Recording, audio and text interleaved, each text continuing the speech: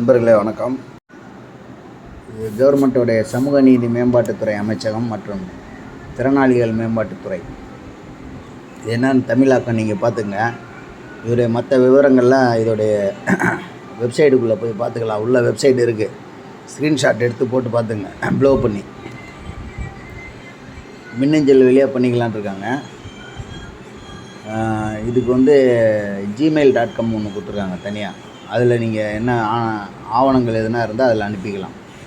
இந்திய அரசின் நேருதவி செயலாளர், அதாவது இது ஏதோ ஒரு கவர்மெண்ட்டு சம்மந்தப்பட்ட வேலை, அது ஆல் ஓவர், அதாவது நேஷ்னல் வைஸ் சென்ட்ரல் கவர்மெண்ட்டு சம்மந்தப்பட்டது.